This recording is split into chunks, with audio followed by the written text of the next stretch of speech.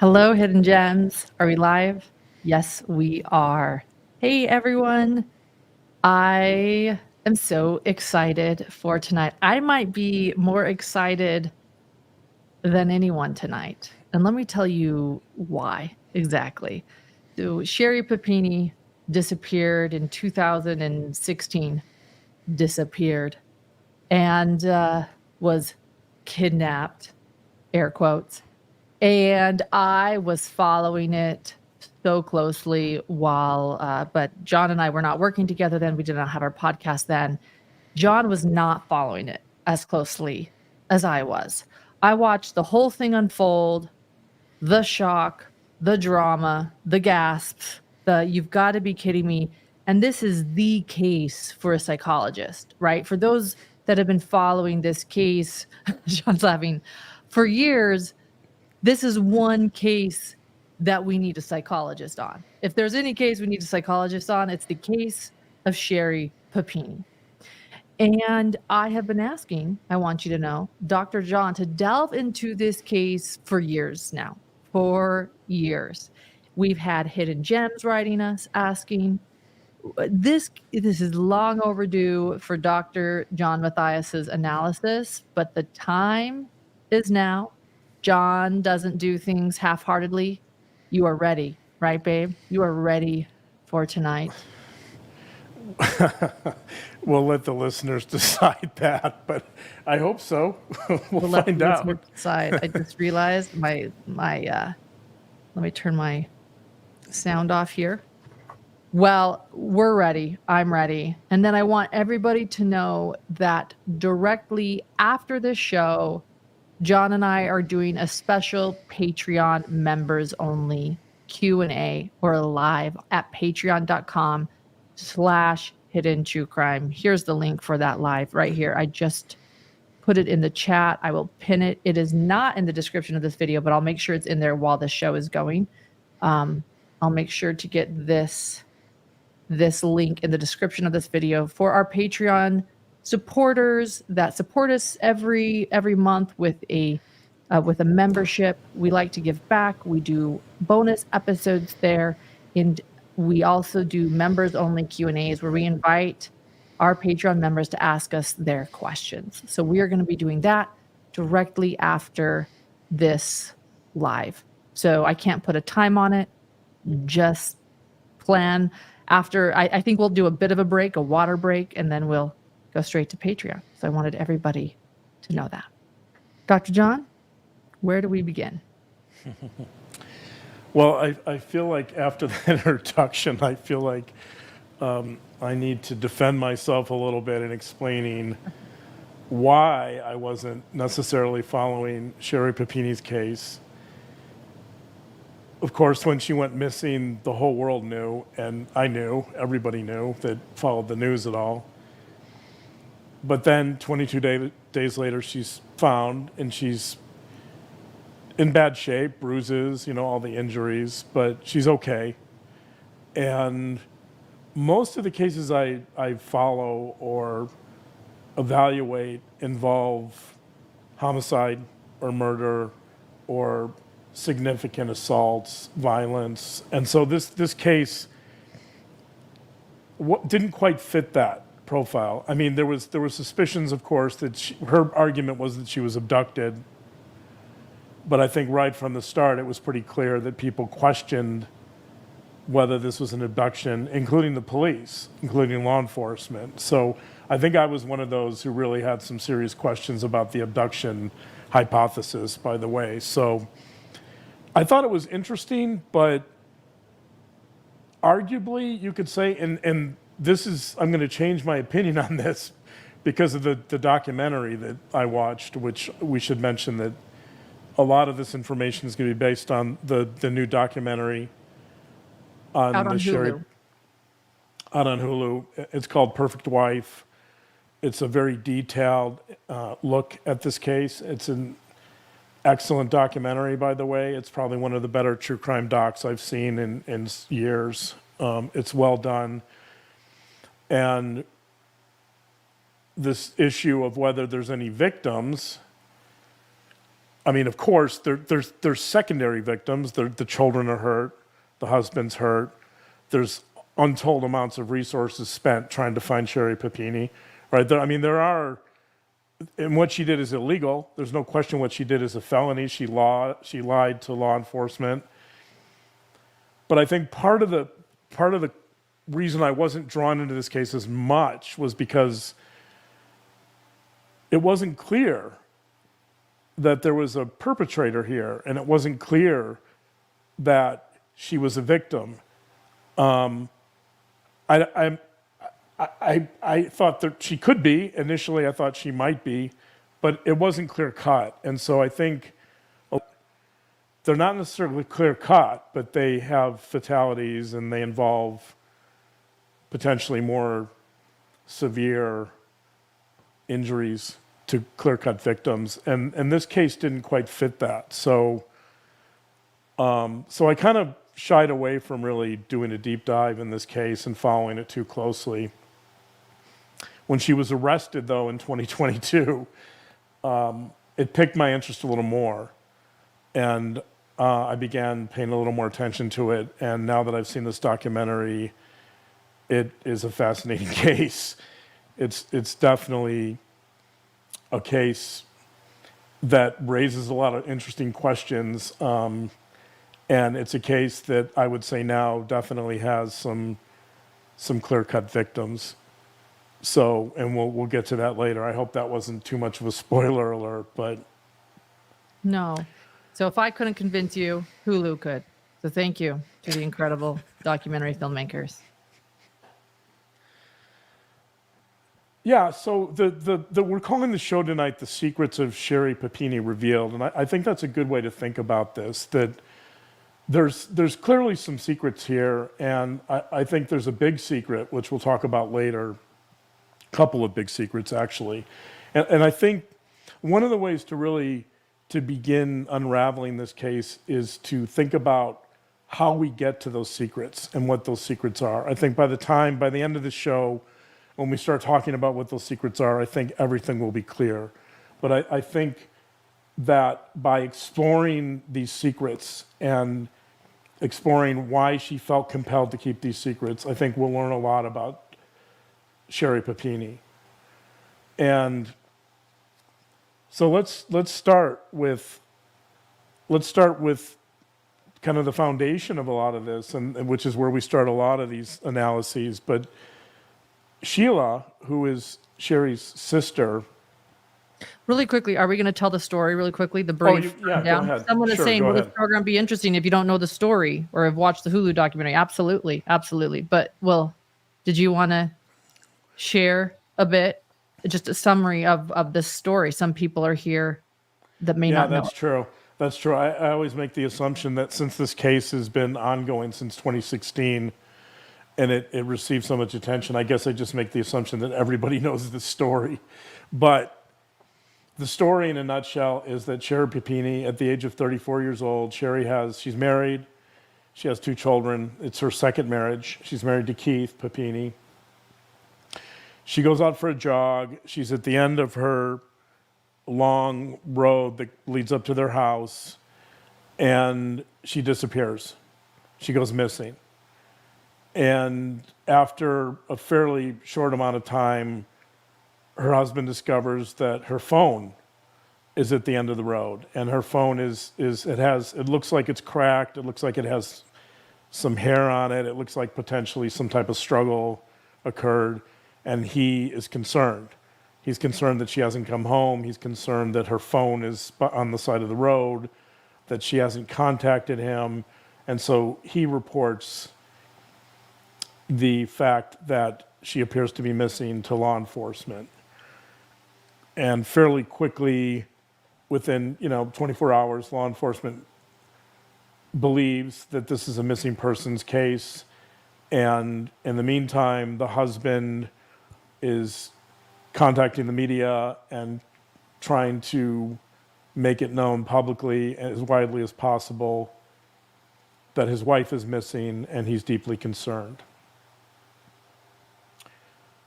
So after numerous searches and resources are spent trying to find her with no success, and nobody hears anything from her. On Thanksgiving morning, or I guess early in the morning, she shows up. And she shows up in chains. She shows up deeply injured and badly bruised. She's taken to the hospital. And in the hospital, she gives statements to both law enforcement and to her husband. So that's the beginning. So this is a missing persons case with somebody who appears to have been abducted and who is found alive, in bad shape, but alive. And she returns home. And police then, obviously, police are interested in figuring out who, if this is an abduction, then who did it?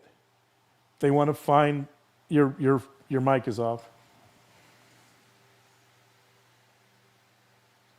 Yes, it is. Can you hear me Okay. now? Mm-hmm. Well, let's just say she didn't just return home. She was somebody, a good Samaritan, called 911 after discovering a woman with chains around her. She was bound and bruised, and police came and got her and took her to a hospital. She returned home after that. Anyway, go ahead. Right. So she returns home and she goes through a process of recovery, a fairly lengthy process of recovering. And during that process, police are interviewing her multiple times. They're collecting DNA evidence from her when she's found, when she's discovered again on Thanksgiving morning. And they're obviously very interested in figuring out who the perpetrators are. So Sherri Papini claims that 2 Hispanic women, one younger and one older, abducted her and held her captive for 22 days. And then the younger one who she calls Taint, for whatever reasons, it's not totally clear, but Taint decides to release her and does so, and that's the basic story. So, of course, as you might imagine, internet sleuths were absolutely having a field day with this case and weighing in. And one of the interesting parts of the documentary was looking at people's explanations for what happened here. These were some of my favorite, by the way. Here's my favorite was that a mountain lion, she went out for a jog. This is before she told the abduction story, that a mountain lion found her and ate her in the woods. I thought that was interesting. There was another one that there was a satanic shrine that was found not far from the crime scene. So somebody weighed in on that. The most popular reason for the abduction, and again, before they found her, was that strangers had abducted her. And of course, that's what Sherri said as well. So her reasoning, by the way, the explanation she gave was that they were going to sell her, that this was human trafficking, and they were going to sell her as a sex trade worker. And in fact, she said, so she during her recovery, she wrote a book, a fairly short book called 22 Days, which was her recollection of events. And she did this partly for herself, because she was in therapy, but also to help recover memories from the incident. So one of the things she said was that she actually said that that the person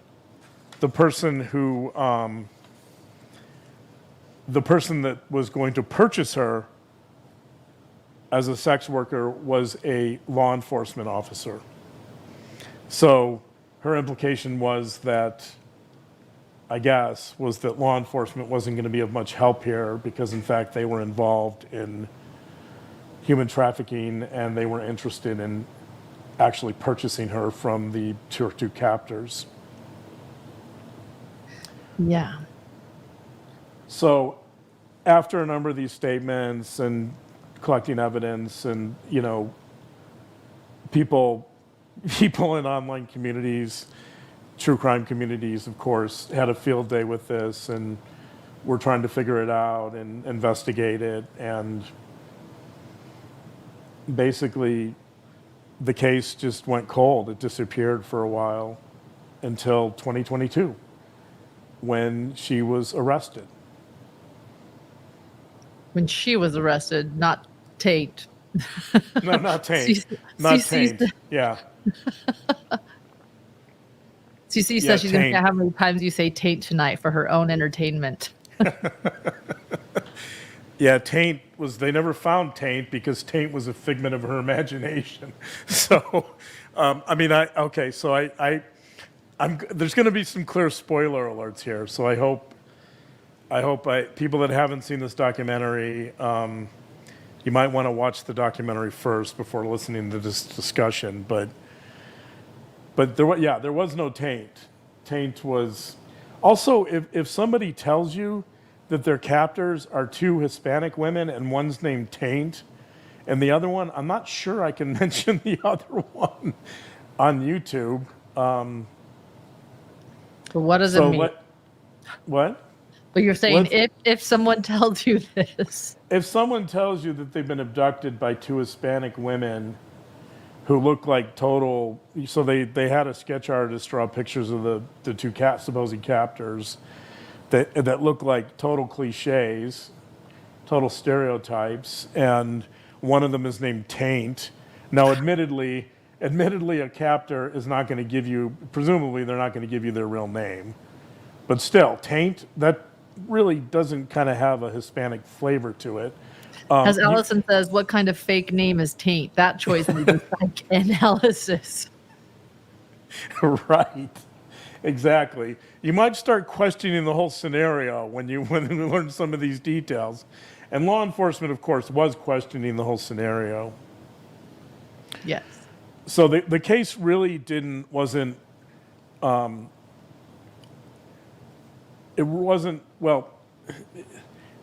really blown wide open until the DNA evidence came back and matched someone. And when that match came back, law enforcement went to Costa Mesa, California, and they interviewed the person whose DNA matched, and that's when everything became clear. Shortly after that, Sherri Papini was brought in by the FBI and local law enforcement for questioning, and she did not acknowledge what happened. She denied it strongly, steadfastly, and because of that, it took a while I think law enforcement was hoping for a confession. She didn't do that, and I believe that was trying to remember, that was August of 2020. So it took an additional 2 years. After that interview, it took roughly another 2 years to arrest her because the FBI and law enforcement needed more conclusive evidence to successfully arrest her. Right. Hence a longer amount of time. Even though they stopped looking for Taint. Yeah, I don't know. I'm not sure when they stopped looking for Taint, but CC says, making up a fake name seems like the easiest part of the story. She could have easily went with "they never told me." Right, I know. Or I don't know. I mean, yeah, I can think of a few worse names than Taint. Like maybe it was Villainess or right. Or, Bad Person. Yeah. Or Bad Person 1 and Bad Person 2 or something. Cruella and Yeah.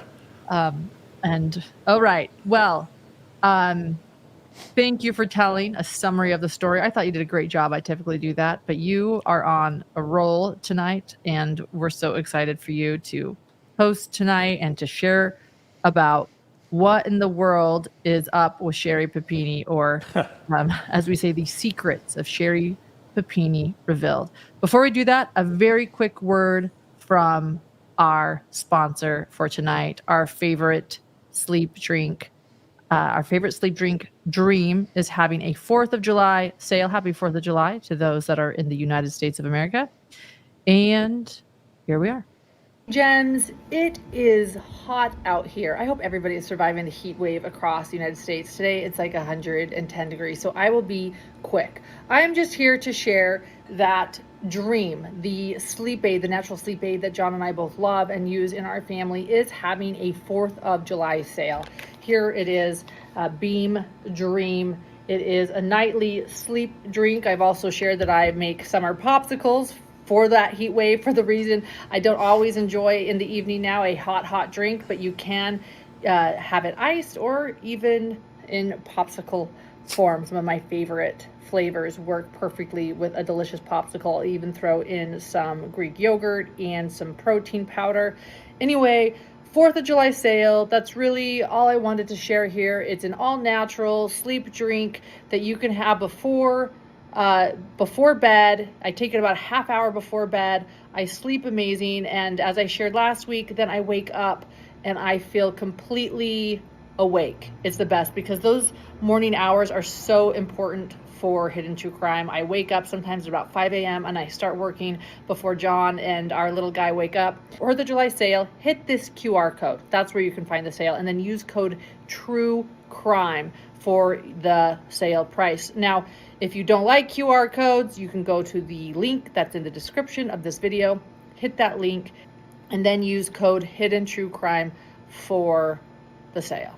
Anyway, that's the latest. Let's get back to this show because holy cow, I cannot wait for John to delve into Sherri Papini. You have no idea. I have been waiting for this for years, guys. I think all of you have too.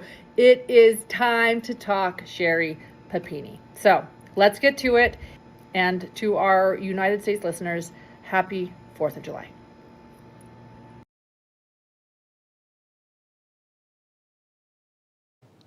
Okay, so.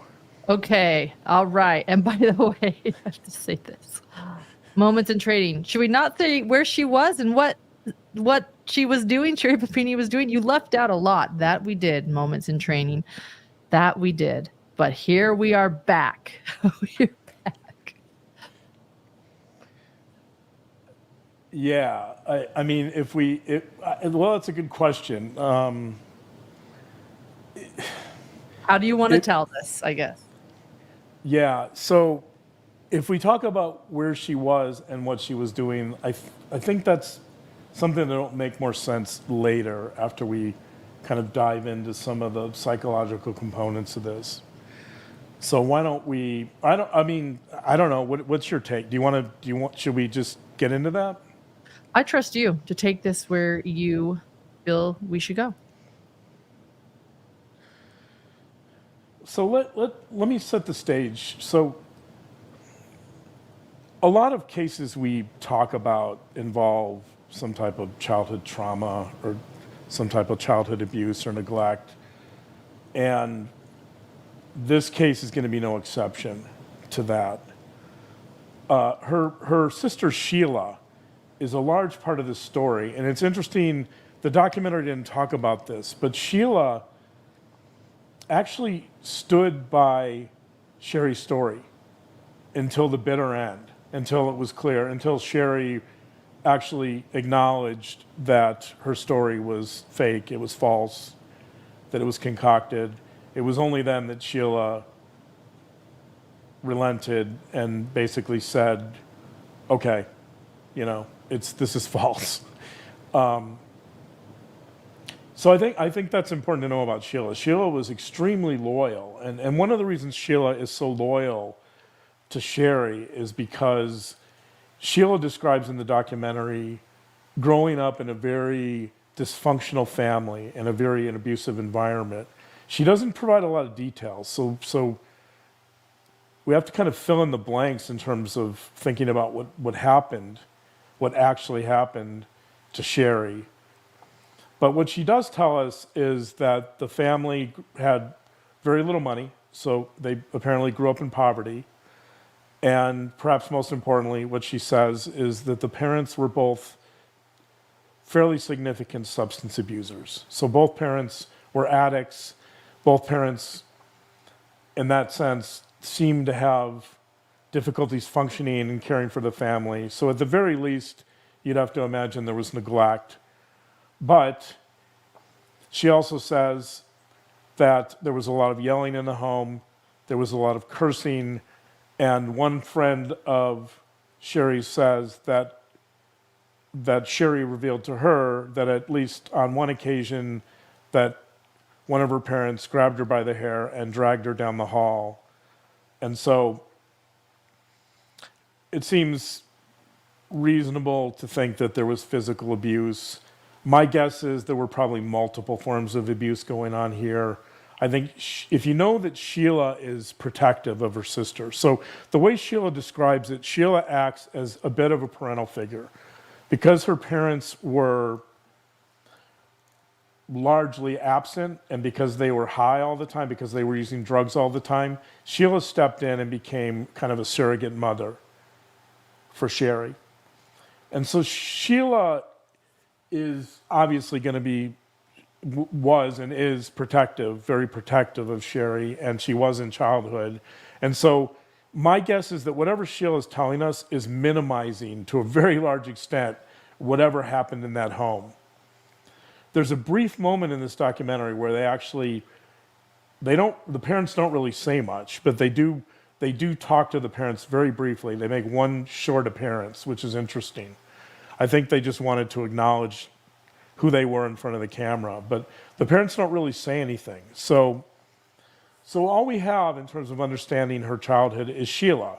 And you have to imagine that Sheila is minimizing a good deal of what happened. So if I had to guess, my guess is there's multiple forms of abuse going on in this family. Those aren't revealed in this documentary, but I think at a minimum, you probably have some neglect in addition to physical abuse and potentially other types of abuse. So, and one friend did say that she watched Sherri's mother pull her hair into a bedroom and she had to go because she was being disciplined. So that would be physical. Right. So, yeah, but that wasn't Sheila who told us that. Her friend. Her friend. So, her friend Jennifer. So, at age 16, Sherri drops out of high school and she runs away. She moves to Los Angeles and she moves between LA and the Bay Area. We don't know a lot about that period, but we know that presumably she's mainly living on the streets, which, by the way, I mean, I think we can make certain inferences. I don't know for sure, but I think we can make certain inferences about what that means. If you're 16 years old and you're trying to make ends meet, I mean, you don't have a lot of options. Right, and then the narrative later becomes that she's going to be sold into the sex trade. She's involved in human trafficking. I think, I'm not going to say, I can't prove this, but it seems to me that you could have, that could be a precursor to that story in her younger life. She says also that during that time when she runs away, several years later, she meets this guy named James Reyes. The interesting part about James Reyes early on in this documentary is that not only Sherri, but friends talk about how he's abusive. That one of the commonalities of James Reyes is that his abuse. That he hits her, that he's physically abusive. And again, this isn't said, but this will become a part of this analysis later. Presumably, there might be some type of sexual abuse, although we don't know for sure and it's not acknowledged. So you have this trauma, fairly significant trauma, it seems to me, and I could argue, and this is going to be important in terms of thinking about this case, I could argue. And let me say, by the way, that any diagnoses I throw out tonight are going to be provisional and speculative. I'm basing that on research and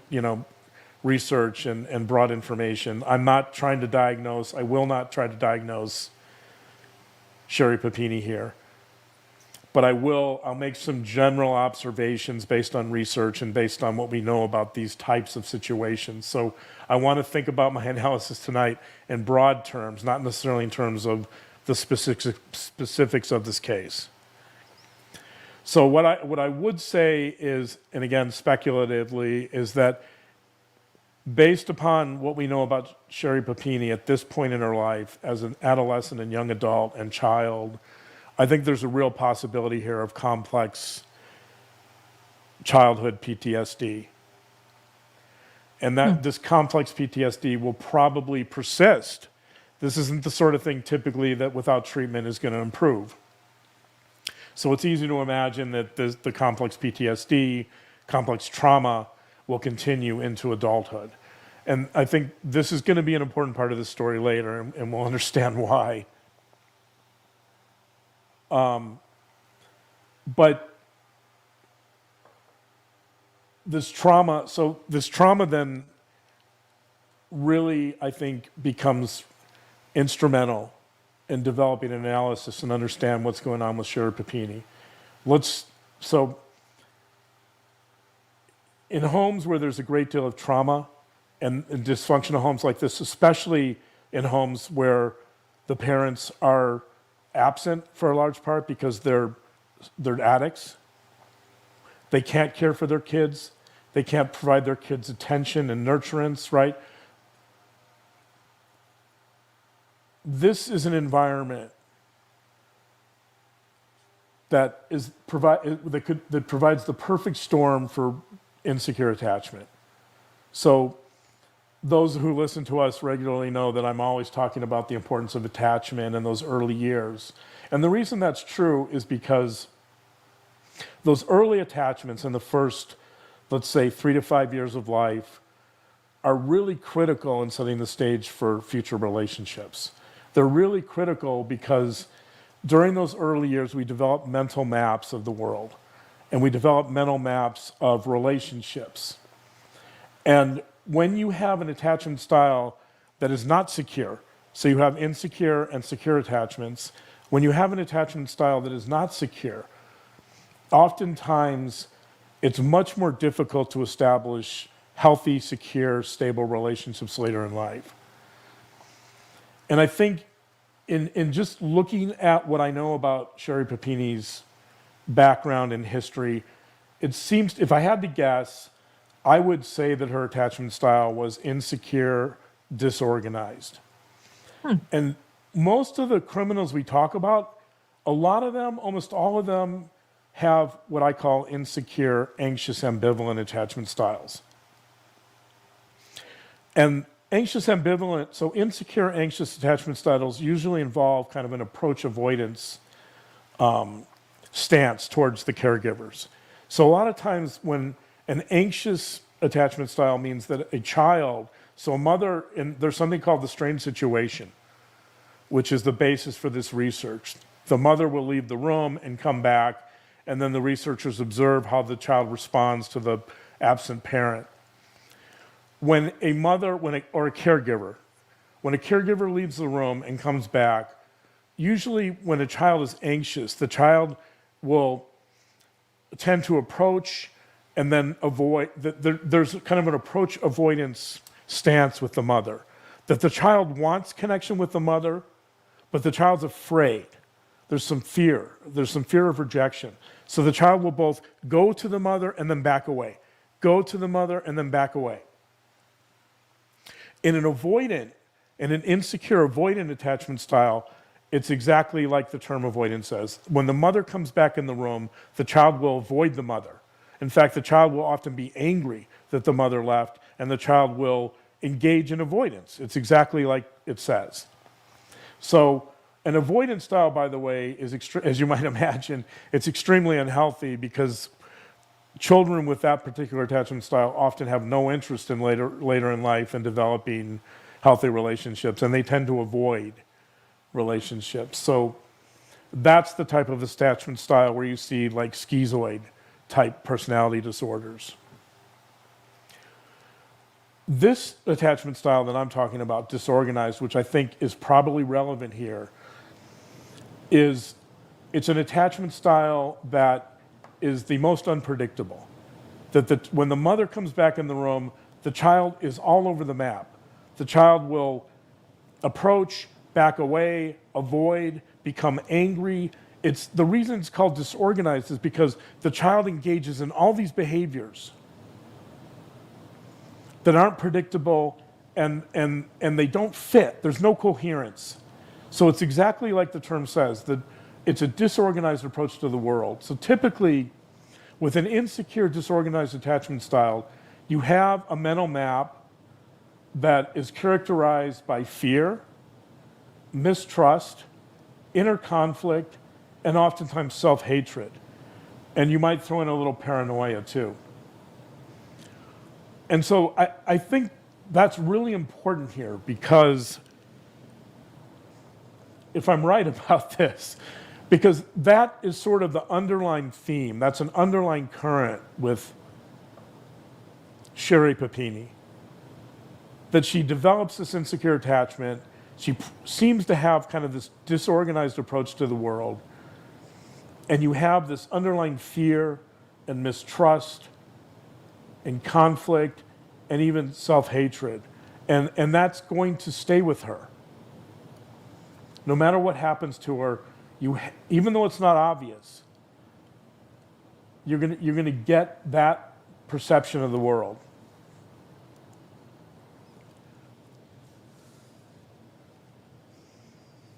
Thank you. A lot of people thanking you in chat right now for explaining this the way you are. Yeah, so, okay, so,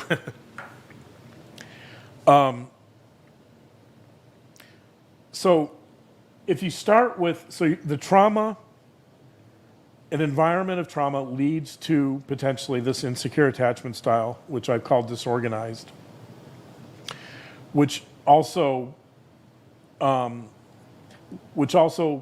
potentially leads to personality disorders. So, in fact, I just revisited an article in the last few days that I haven't looked at for a few years, but there was an article in Scientific American that's excellent.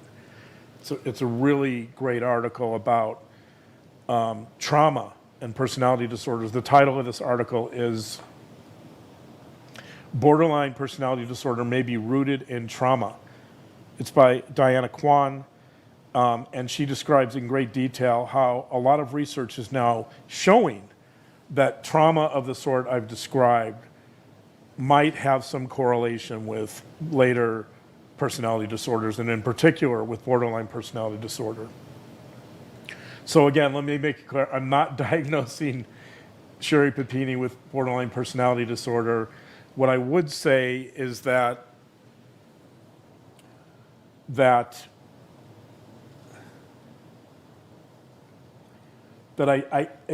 it does seem like this type of upbringing could potentially lead to what's called a cluster B personality disorder. And you and I talk about cluster B personality disorders all the time. Those are the personality disorders that typically tend to follow criminality the most.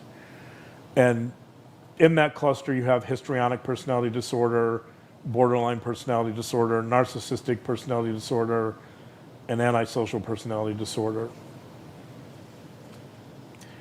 Now, what's interesting about borderline personality disorder is there's some research showing that not only past trauma can be conducive to borderline features, but disorganized attachment styles can be relevant too. And so I think there's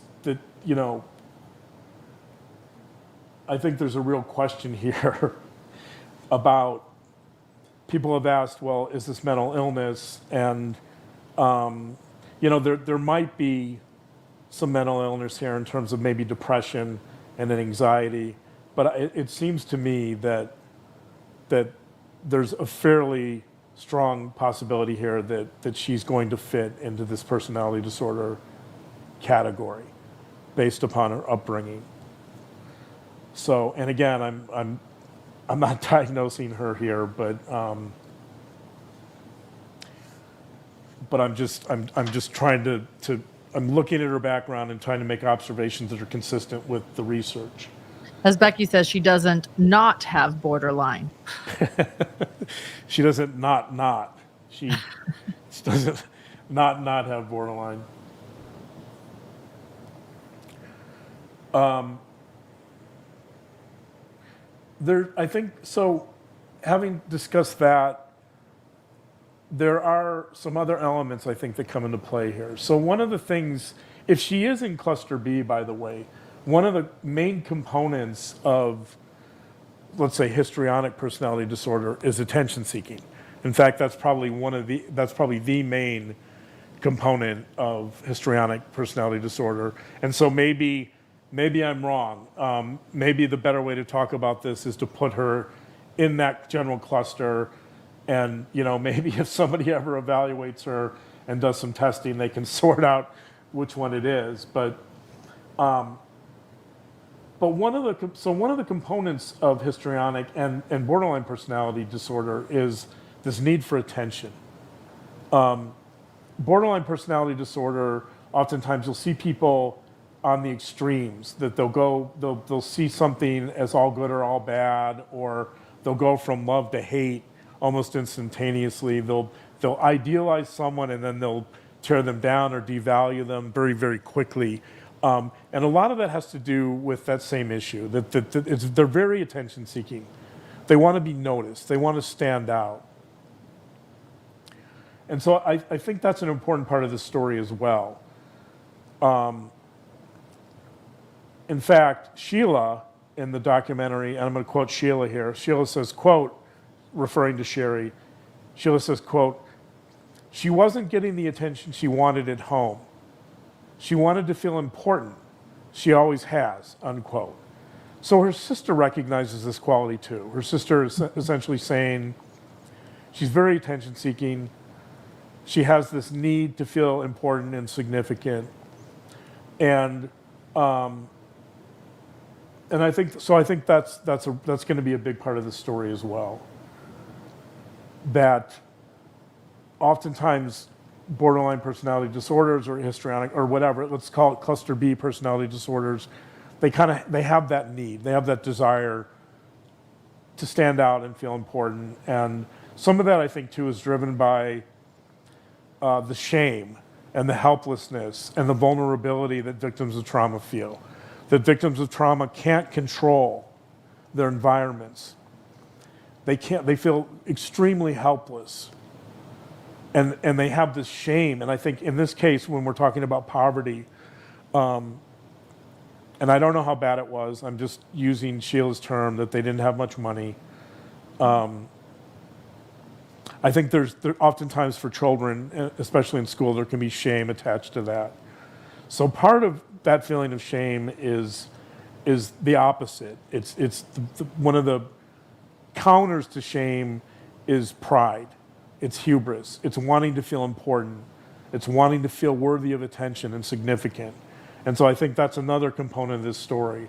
And that may or may not fit under the personality disorder component. But I think it mostly does, but I think it's worth mentioning that. Shame is not, by the way, one of the criteria for borderline personality disorder, but oftentimes you'll see it go along with it.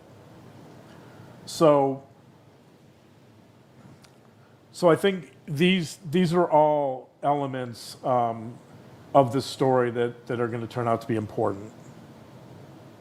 Yes, thank you.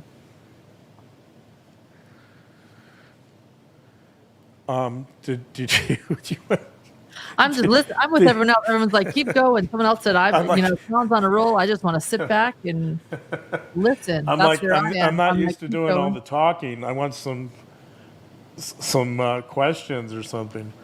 Well, I've been starring a lot of questions from people. Do you want me to start asking some questions, or do you want to keep going? I just think it's so good what you're doing. You're explaining something that we have not yet had explained to us about Sherri.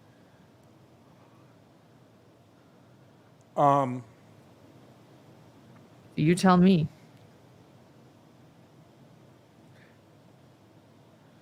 Well, I haven't really started telling the story about their marriage and Keith, and so maybe. Do you feel like I feel like maybe I've set the stage, but You have. Keep going. Keep going. You've definitely maybe. set the stage. So let me talk about another. So before I get into some specifics here, and really start making sense of some of the elements of this case, let me talk about another really critical component psychologically of this situation, and that has to do with this idea of fantasy. So, just based on what I can gather from Sherri Papini's life, it seems to me that she's very fantasy prone, and that she has this tendency to really kind of live in fantasy and operate in fantasy and create these imaginative scenarios that in some instances, in many instances, they really kind of cut her off from the demands of the real world, and that's a problem. You know, when you're rooted in fantasy too much, you know, it really interferes with your ability to function. And I would go further than that and say that if your fantasies are largely based in fear and mistrust and let me call it now masochistic self-hatred, because masochism is a big part of the story, then you're potentially setting yourself up for some very, very difficult situations. And I think that a lot of her fantasies are based in that realm. And so some examples of that in this documentary early on, one of the things that Sherri does consistently is she refers to Keith as being abusive. She tells her friend Jennifer that Her husband, Keith. Yeah. her husband Keith, she tells everyone who will listen how abusive Keith is, how controlling he is, and she tells her friend Jennifer that if she ever leaves Keith, that Keith will, quote, cut her into pieces. And he would murder her and cut her into pieces and have no qualms about doing so. So she, in 2011, at a work conference, she meets this guy named Donovan Misk, and she tells Donovan, quote, my husband is the most evil man in the world. She tells Donovan that he's violent, abusive, he keeps her locked up, and that he wants to harm her all the time. So, you know, this documentary is interesting, and this documentary is interesting because you hear this stuff early on, right? And I'm thinking, how much of this is real? Law enforcement is obviously interrogating Keith because the husband is always a suspect after someone goes missing. Always. And he said he understood that. He's like, yeah. My wife watches like, crime. I know I'm a suspect. Okay, let's do this. You know. But in the documentary, they're pairing that narrative of law enforcement interviewing Keith, the husband, with this other narrative that friends are saying, hey, this guy is saying that, supposedly this guy is saying that if Sherri leaves him, that he's going to cut her up in pieces and leave her remains all over the place. That she's telling these random people she's meeting at conferences that he's evil. That she tells people they're over at friend's house and they're playing Wii. They're playing the game Wii. I hope I pronounced that right. Yeah, you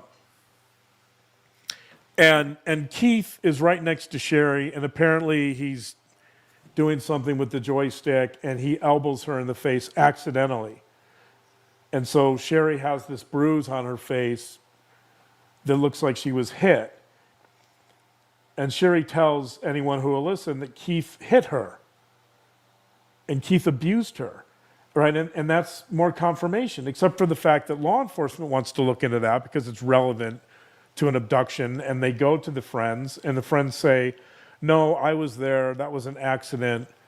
Keith meant no harm whatsoever. His elbow accidentally hit Sherri's face. That was not an abusive moment.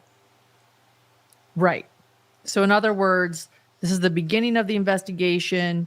Sherri's been kidnapped, air quotes, and Keith, her husband, is being investigated because, of course, he's a suspect, naturally. And we're learning that Sherri's telling some friends some things about Keith being abusive and hitting her, while other friends are saying, no, I watched something happen, and they're playing Wii and he elbowed her on accident. So she is creating a variety of stories here. We're learning now at the beginning of this investigation. I repeated what John said, but I just thought journalist Lauren should jump in and give you a break because we all want you to just keep going. But there you go. There's the story you just shared on repeat. That was a transition for you, babe. And so what's important, why am I talking about this? The reason this is important because it shows how fantasy prone Sherri Papini is. That even with her husband, who she met in 2006, she started dating him in 2006, and she said at the time, she kept a journal, and she said at the time, she said of Keith, she said, he's, quote, the most grounded person I've ever met. I thought that was fascinating. So I picked up on that because she's calling Keith grounded,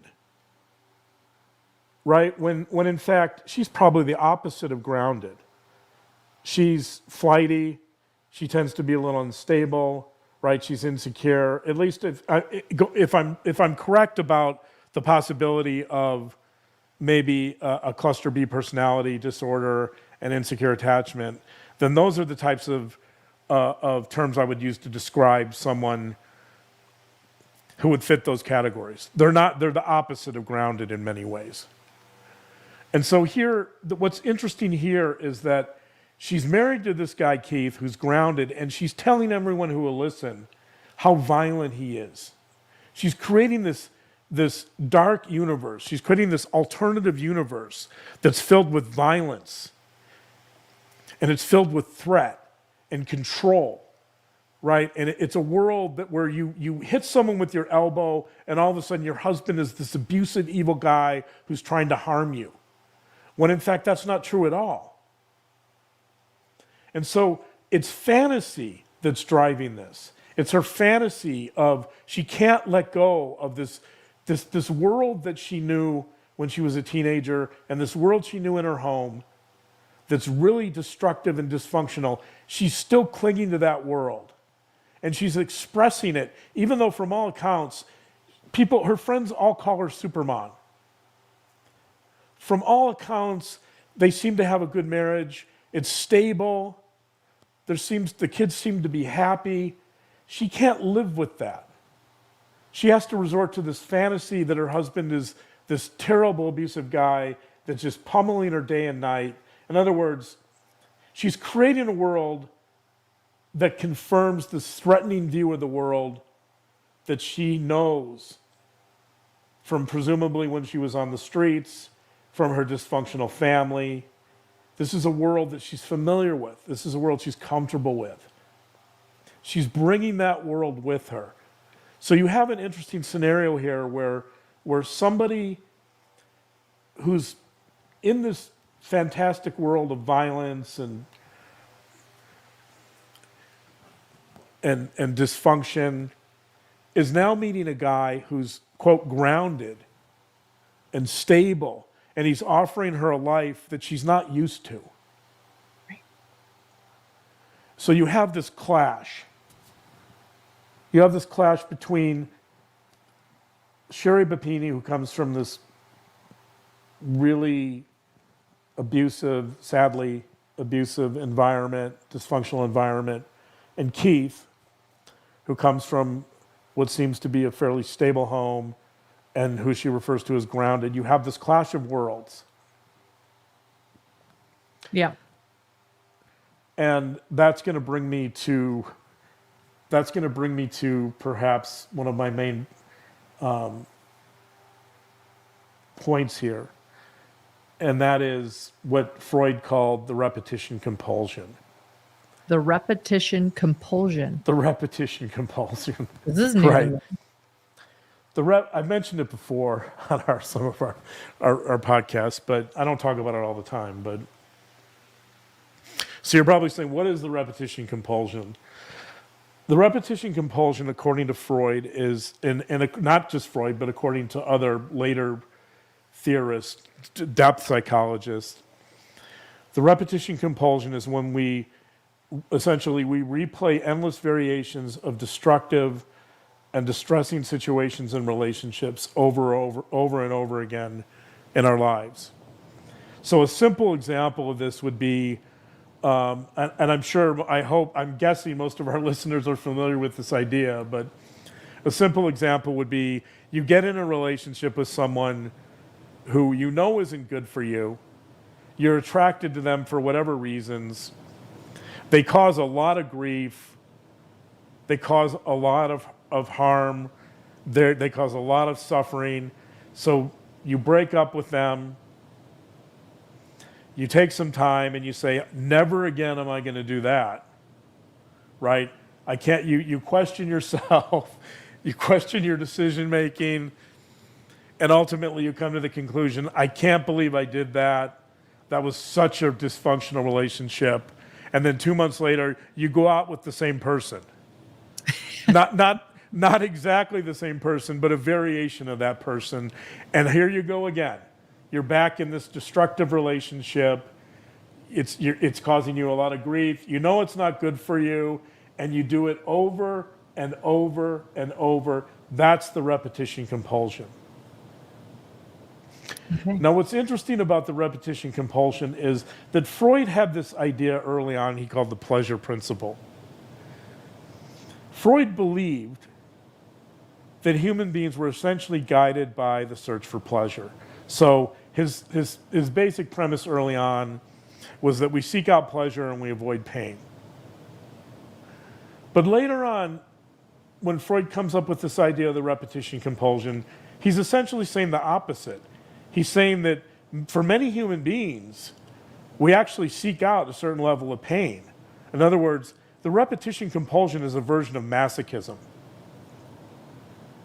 And the interesting thing about Freud's insight here, not only is he negating a lot of his early theory, but Freud can't really fully explain this. Mm-hmm.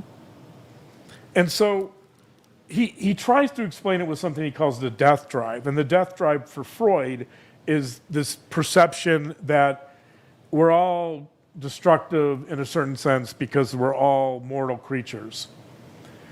But I don't know. I mean, the death drive is highly controversial, and for a lot of people, it doesn't explain this idea of the repetition compulsion. So, but the main point I want to make here is that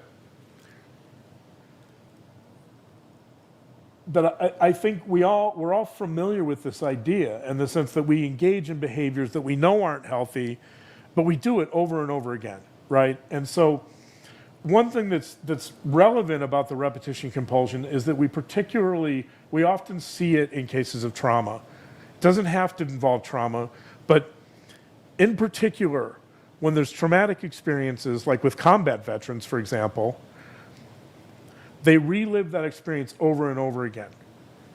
And they tend to act out that trauma in certain ways over and over again, no matter how dysfunctional it is.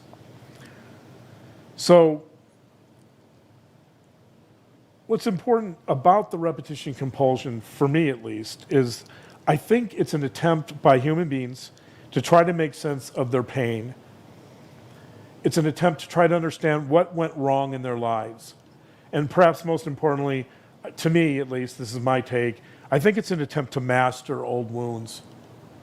It's an attempt to go back and relive those traumas and to somehow transform them. And I think that's why it's so compelling, is because Because there's this belief, oftentimes, I think it's a false belief, it's a magical belief, that somehow we're going to go revisit these past traumas, and now we're going to be healed. Now we're going to be transformed. So we're trying to take that story, that very painful story of a dysfunctional past, and we're trying to rewrite that story, and we're trying to transform it. And by the way, that in a very literal sense, that's what therapy attempts to do. The difference is that with the repetition compulsion, the person who goes back and relives those past trauma or reenacts those past traumas, or the person who acts them out, is not getting the help of someone who can see it. The therapist's job is to see those destructive behaviors and those destructive patterns, and then to help intervene and to help bring awareness to it and to help rewrite that story.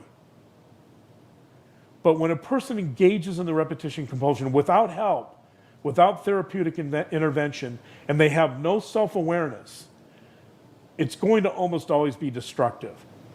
They're almost always going to go back and recreate the scenario, and they're not going to learn from it, and they're going to keep doing it.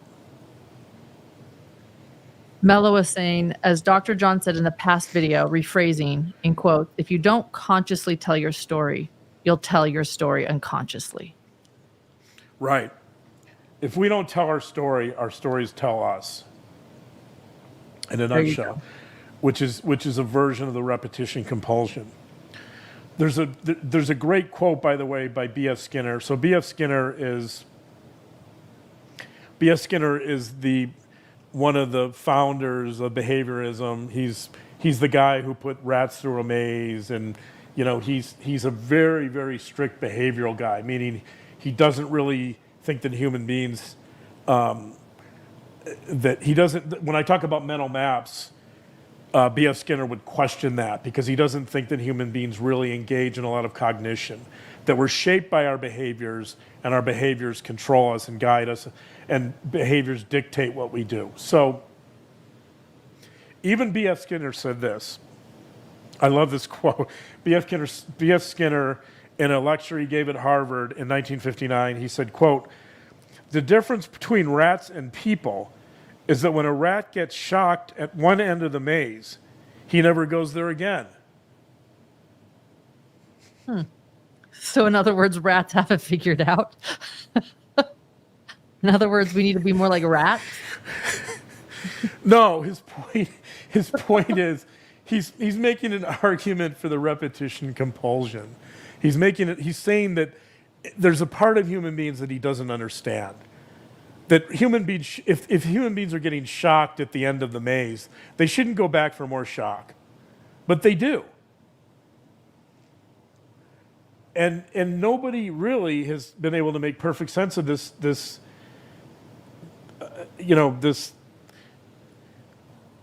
kind of self-destructive, masochistic behavior that human beings engage in.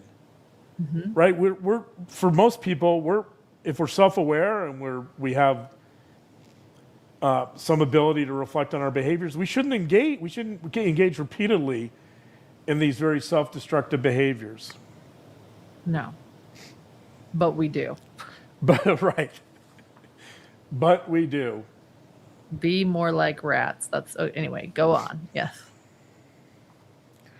Okay. So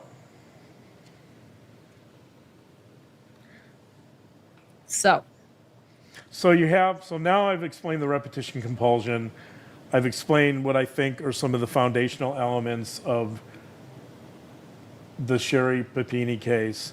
I've explained how these two worlds, the Keith's world of stability and groundedness, which is a term Sherri uses to describe him, and Sherri's world of dysfunction and instability, how these worlds are going to clash. And this is going to start getting us into secrets. Sherri Papini's secrets revealed. So let's get to secrets then. So they get married. They date for several years. They get married. Keith and Sherri. We're talking Keith and Sherri. They get married. They date for several years. And lo and behold, Keith starts discovering texts from other men that Sherri is reaching out to these other men. There, according to friends, there are many of them. Dun, There's dun, many dun. suitors in the picture. One of them, by the way, is the person I just mentioned. In 2011, Sherri meets this guy, Donovan Misk, at a conference in Michigan. And presumably, we're never told exactly what happened, but presumably there's infidelity. There's almost certainly infidelity. Although Sherri denies there's any infidelity, there's a lot of men out there. They stay in touch with Sherri, and I think Keith, at some point, he's starting to see this and get wind of this. And you have to think, there's a story that, do you remember the Keith? The story is that Sherri threw something at him. Do you remember what that was? Yeah, she threw a picture frame, I believe, Picture frame. at him. And she Right. was upset. She threw a picture frame at him, and according to one of the friends, the reason she did that, which Keith acknowledges, by the way, the reason, according to a friend, that she did that is because Keith was catching on that there were a lot of men she was communicating with. And to Keith's credit, by the way, Sherri apparently was denying that there was any infidelity. I guess she must have been telling him that these men were just friends, or that that these relationships were platonic. But That's what they all say. Uh-huh. Yeah. so I think you're getting, you're right. You're getting some conflict. You're getting some problems in this marriage. Some neighbors say that they hear them arguing more than usual over the last few years before the so-called abduction. I think probably what's going on is that Keith is starting to learn some of these secrets. I don't think he ever learned until after the fact the full extent of these communications with other men, but he's certainly starting to get the hint, and he's starting to understand that this marriage might be having some problems. To say the least. The Right. surface is breaking or cracking. There are cracks in the surface.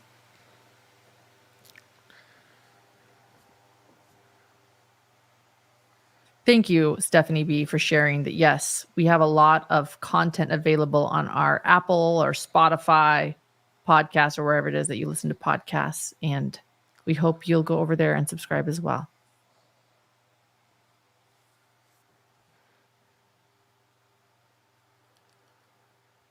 So I think so. I don't know exactly what the triggers are that lead up to the so-called abduction, but I'm guessing that there's this, that Keith has provided stability. Sherri has been, probably since the beginning of this relationship, she's been flirting with other men. She's probably been unfaithful. And I'm guessing that a lot of this is starting to come out. And I think Sherri is probably under a certain amount of stress. I think she's feeling like she needs to do something extreme. And did she ever? Sorry. Okay, go ahead. So she reaches out to this guy, James Reyes, who supposedly was abusive by Sherri's own accounting, that James Reyes had been abusive in the past. This was like in the late 90s, early 2000s. I think roughly 2002-ish, 2003. You mentioned him earlier in this podcast, Right. and now we're bringing him up again, full circle. James Reyes. So she reaches out to James Reyes and she asks him to drive up to Reading, to near her home, to pick her up essentially and take her back to his place in Costa Mesa. He does that. He drives up, he gets her. There's no abduction, it's totally consensual. In fact, I'm not even sure he's aware of her scheme. Takes her back to his small home in Costa Mesa, and at her request, he chains her up to the bed with a chain that reaches into the closet. And at her request, he essentially physically abuses her in a number of ways. I don't know how much I want to get into that, but so James Reyes is an old hockey player. He's an ex-hockey player. One of the things he does at her request is he shoots a puck at her repeatedly. Per her request. Right, per her request. So, which she later acknowledges. One of the other things he does, and so this is how she gets her injuries. If you see the pictures of her injuries, they're severe. They're jaw-dropping. You know, it's hard to look at those pictures and think, oh, these are self-inflicted. I think that was one of the huge curiosities of this case, was that the injuries are so serious and severe, and her bruises are so deep. She's even branded. She has a brand on her back. Do you want me to show a few of these photos? I don't probably not. Let's wait on that. Okay. I think they're pretty extreme. It's hard to believe that someone would actually request another human being to harm them at this level. And I think for Keith, for example, one of the things he kept going back to is, but look at the injuries. So Keith would question her and the validity and truthfulness of her story, and he'd say, but nobody would do that to themselves. Right. But Sherri Papini would, apparently. So another type of injury occurred when... Keep going. People are asking to see this, so I just thought I'd put one up. Yes. James Reyes, he did in hockey, there's something called a cross check, which is apparently you hold your stick up and you hit the other person with it. And so he held the stick up, and Sherri apparently ran into it with her face, causing a broken nose. So you get the point here that she's asking him to harm her, and he's obliging. He's apparently a willingly obliging. Yes. Yeah. So if I ever say, hit me, babe, hit me. Sorry. Yeah, if you it's weird. I'm just pointing out that it's an odd, self-harm is an odd thing. It's odd when you include someone else in your self-harm. I guess maybe that's what I'm trying to process. Yeah, and that's a relevant point here, because James Reyes, when the police show up at his door, he obviously knows there's a potential problem. In the sense that she's chained to a bed. She's got these horrible injuries. Both of them are denying that any sexual activity occurred, but let's be honest, that's probably false. Yeah. They found DNA material, without getting specific, they found DNA material on her underwear that belongs to James Reyes. Right. So, although they both deny sex, but consistent with the scenario and her past. One of the first things I thought of, without them talking about it in this documentary, was the real possibility of like BDSM type stuff. BDSM stands for bondage, dominance, sadomasochism. We know And what it stands for. okay, well, yeah, I don't know. Some people don't know. So, Yes. but this takes me back to the repetition compulsion, in the sense that the repetition compulsion is a very masochistic type of behavior, that we repeatedly engage in these destructive behaviors. And here you have a situation where Sherri Papini, I think in many ways, so I said earlier that I believe her mental map that's from insecure disorganized attachment, her mental map is characterized by fear, mistrust, conflict, and self-hatred. Here you see that she's engaging, she's setting up and engaging in this masochistic behavior to reinforce her perceptions of the world, to reinforce her self-hatred. And more than anything, I think that in many ways she feels unlovable. She thinks she deserves to be punished. And so she's engaging in this masochistic behavior to prove her unlovability to herself, I think, first and foremost, because she can't handle, at some level, at some very deep unconscious level, she can't handle the stability and the groundedness and the love that Keith is offering her. She can't handle this normal family life that's being given to her. And so here she goes. She's going to show herself, and I guess eventually the world,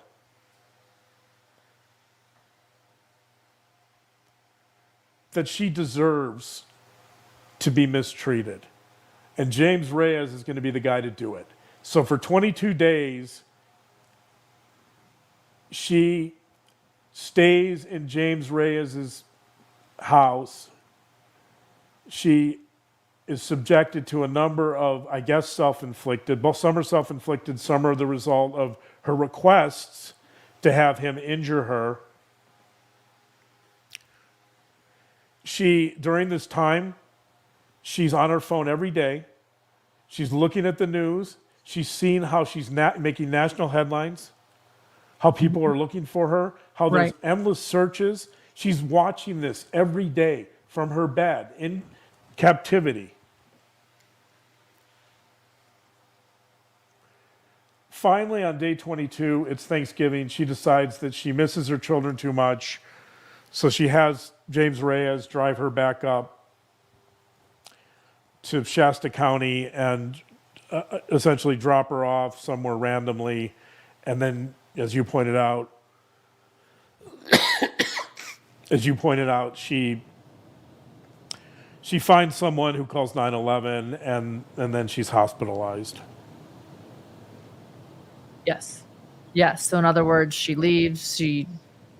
It's wild to hear the 911 call of the man who found her, and she's crying in the background, and she's hysterical, and she's beat up, and she's chained, and it looks like she's been brutally beaten and branded, and she's in the hospital, and you see a lot of photos of her. You can see those photos through Google. We're not going to show too many here.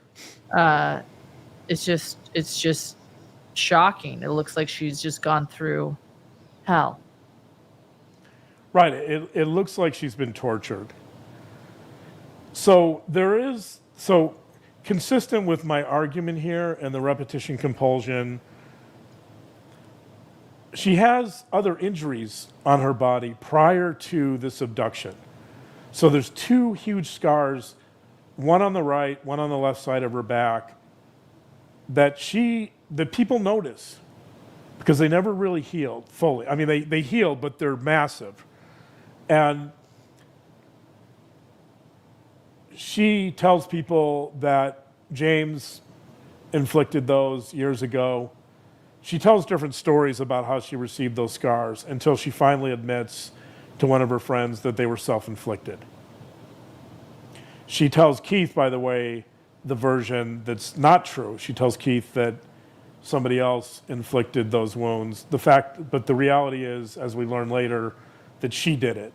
So this is someone who was quite capable of self-harm and self-injury well before this abduction, and more than likely probably engaged in these types of behaviors for many years prior to this abduction. So again, this takes us back to the childhood trauma, the mental map she's developing from more than likely insecure attachment, from probably some type of personality disorder, I think, that has now, as a young adult, has now become a habitual way of interacting with the world. So Yep. that's what a personality disorder is. It's an habitual pattern of responding to the world, to the environment. So you Okay. have that. And then you have this other layer of fantasy, which kind of undergirds all of this. That she's very fantasy prone, and she's quite capable of imagining that she's abducted, for example, by two captors when in fact she wasn't, when in fact she set the whole thing up. And so that's another really fascinating part of this story. So she's rescued. She's rescued, she's hospitalized, and she starts, according to Keith, she starts engaging in some type of recovery. Now, this part of the story was really, really interesting to me, because you have someone here who is showing all the symptoms of PTSD. Yeah. But technically is After not the kidnapping, you mean? After this kidnapping. after the kidnapping, after she's brought home, she's recovering, she's having night terrors. She's having insomnia. She can't sleep. She's having flashbacks. She's depressed. She's anxious. She's got all these symptoms of PTSD. And this She goes on looks- for years, too. And it looks like it, too. Yeah, go ahead. Correct. It goes on for years. And so, but the problem is you can't have PTSD if you haven't experienced a life-threatening event. You can. I won't get that. Let me put it this: to be diagnosed with PTSD, generally speaking, there is some involvement with a life-threatening event or the perception of a life-threatening event. This isn't a life-threatening event because she set it up, because it's Right. predictable. She knows how she's going to get injured. In fact, she's creating the agenda here, right? Right. So when a combat veteran goes into war, that veteran knows that veteran knows that they're going to experience trauma. They know they're going to engage with an enemy, but they can't control it. If they find themselves in a life and death scenario that they didn't predict or anticipate, that's going to potentially lead to PTSD. That's very different than what Sherri Papini is undergoing here. Yeah. And so how is it that someone like Sherri Papini in this situation looks like she has PTSD when she doesn't? It's complicated, right? Like she is subjected to very severe injuries. So I guess you could argue that even though she knows they're coming, it's still traumatic. Uh-huh. Right. So something's still traumatic, but what I think you mean is she seems to have PTSD because of this kidnapping and because of taint, and yet the kidnapping and taint don't exist. So how They're not is real. it? They're not real. So how could this be? So this is something that you found really interesting in this Yes. documentary. This Right, was because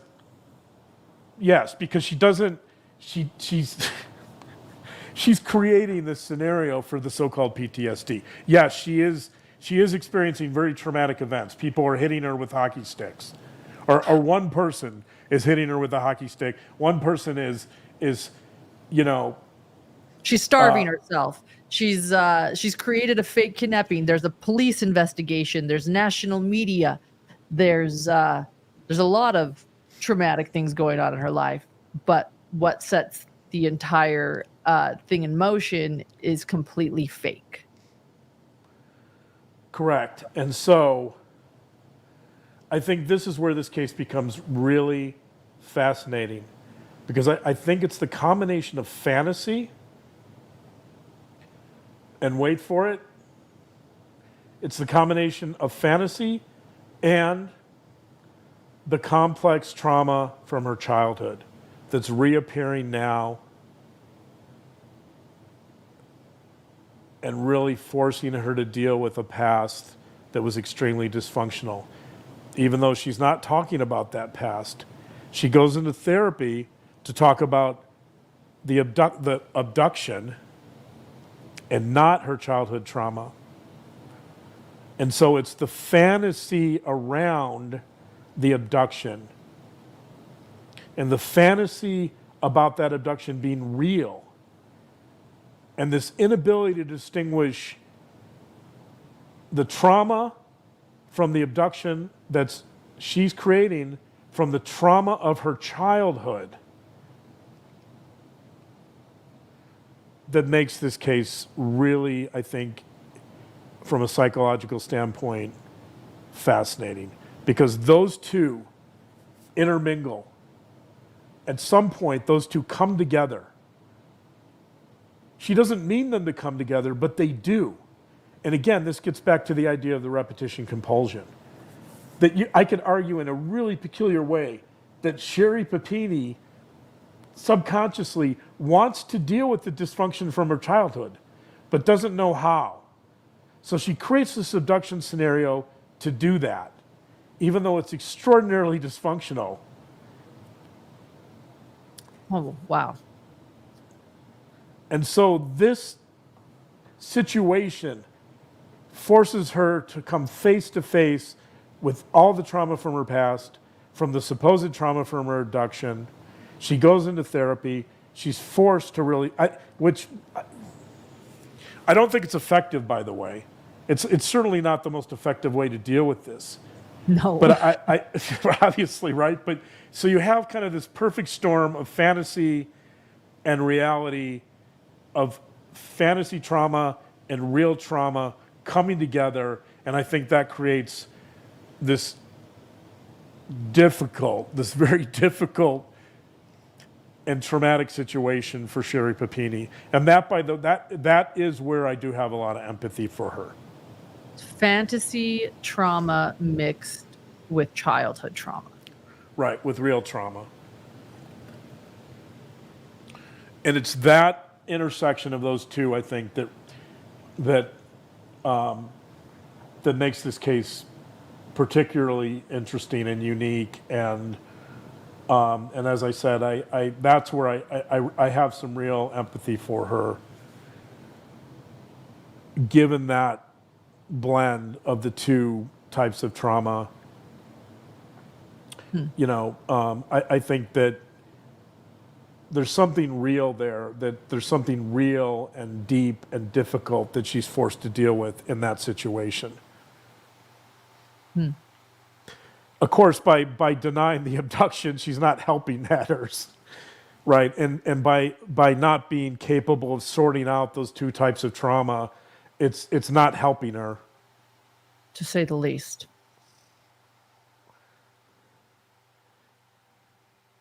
So yeah, broken nose, Amy Crew, broken nose, shoulder branding, bruising, starving. That is trauma, self-inflicted, but trauma. Right, but is it life-threatening? Does she perceive it? It is trauma. I don't disagree. But it's trauma that she's orchestrating. So in that sense, it's not trauma that's going to lead to her demise ultimately.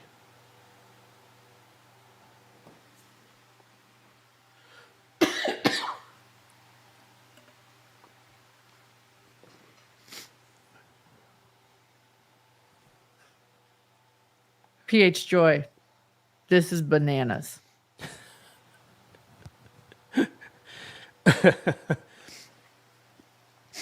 Yeah.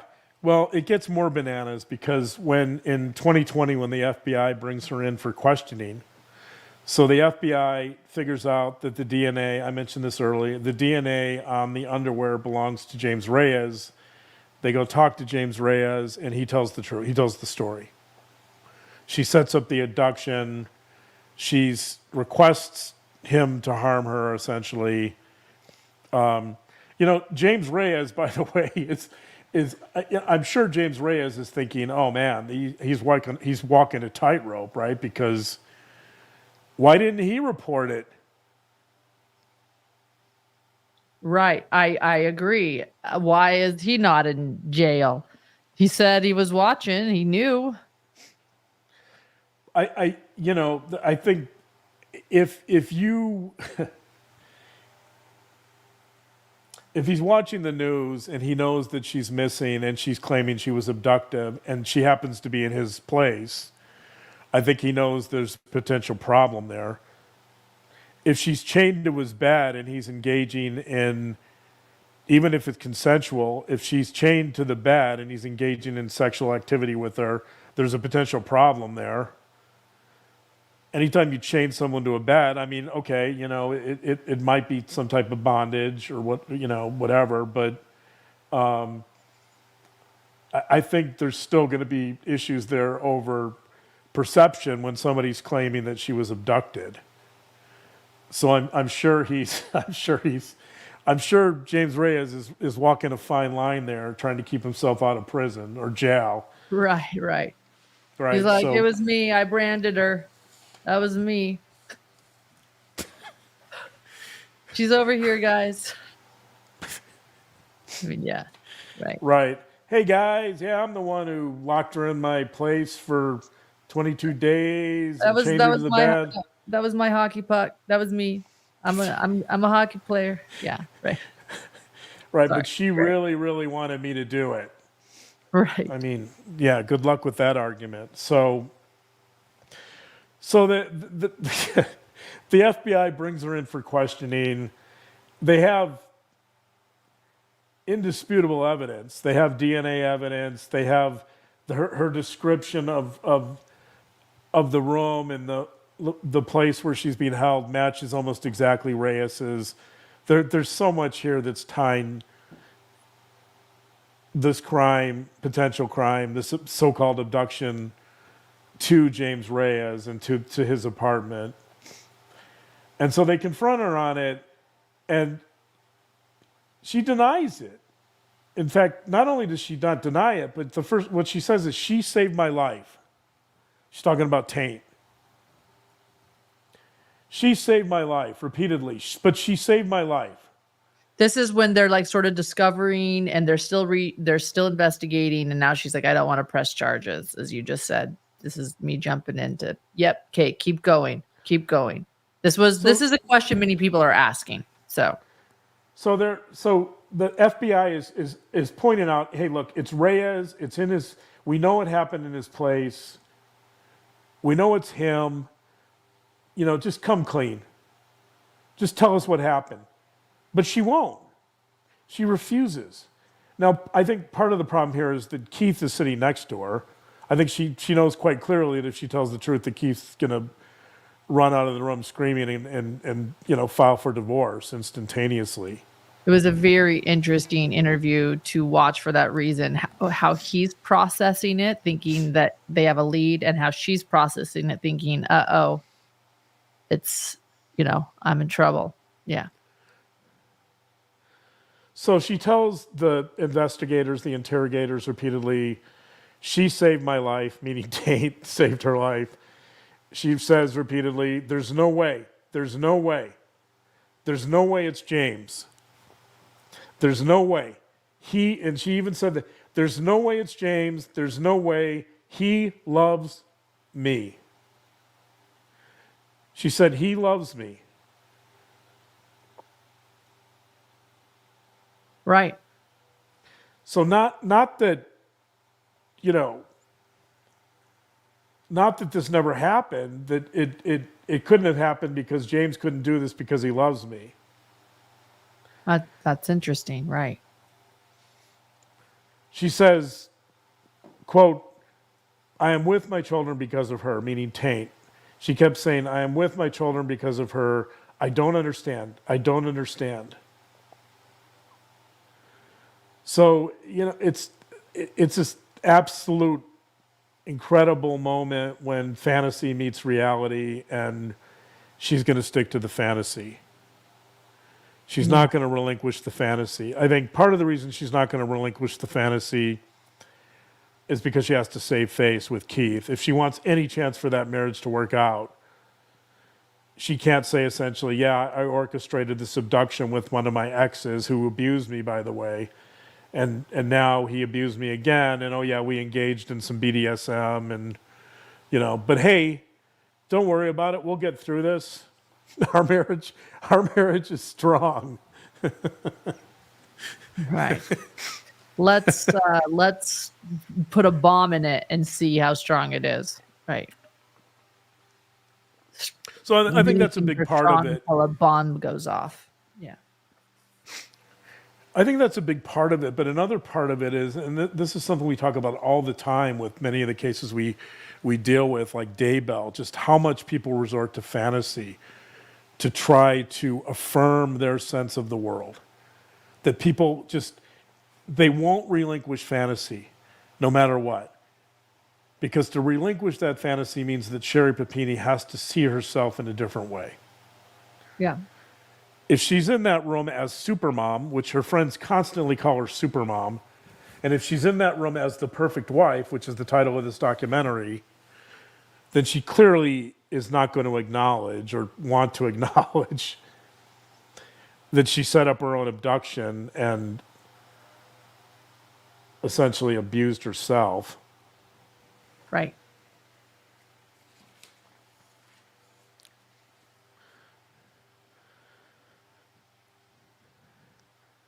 So I think that's another moment in this documentary that's really worth looking at, and the interrogation interview with the FBI in August of 2020 is really something to behold. How she maintains the fantasy, they can't break her denial, and she's steadfast about the fact that Taint and this other captor were involved. Right, that Taint saved her life. Yeah. It's wild. People are saying so no therapy for her. No, she was attending therapy this entire time with Yeah, Keith for her she had PTSD. been in that moment in 2020. She had been in therapy for years. And her story never changed. Right, her story never changed. She'd been in therapy for years. So again, And she wrote a book. she wrote a book for herself. It wasn't meant She to be. wrote it, but it was her Yeah, fantasy. It was her kidnapping. She wrote a book in therapy. It was the entire details of this book about Taint. right.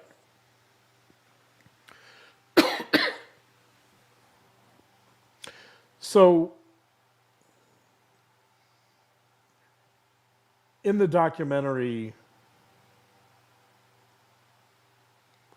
her sister says later on, her sister's reflecting on why this happened. Her sister says, quote, because of her trauma, meaning Sherri, so Sheila says this, her sister, quote, because of her trauma, she would exaggerate a lot, and she wasn't honest a lot. And that, again, that Sheila is making the argument, if we're thinking about motive here, Sheila's making the argument that her sister is fantasy prone, that she's given over to exaggeration, which, again, exaggeration and kind of these extreme behaviors would be typical of potentially someone with borderline personality disorder. She's attention seeking. We know that. Sheila said that earlier.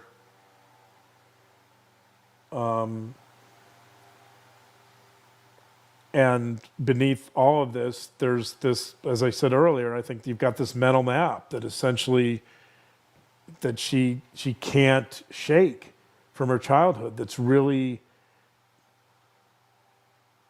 characterized by this underlying fear and mistrust of the world, and this conflict and this self-hatred. And so I think she constantly comes back to that when things are going too well in her world, when there's too much stability, I think she's trying to sabotage that. She's finding ways to sabotage it. She's reaching out to other men, she's texting other men, she's engaging in affairs. And ultimately, I guess her masterpiece is that she's setting up this abduction where the world's going to notice her and the world's going to pay attention to her. And she's going to be on center stage, at least for a little bit, with the entire world.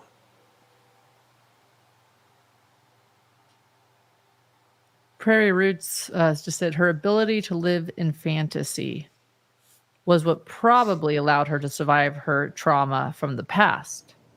And what served her survival as a child was probably her demise as an adult. Right, and that, by the way, I haven't really talked about this tonight, but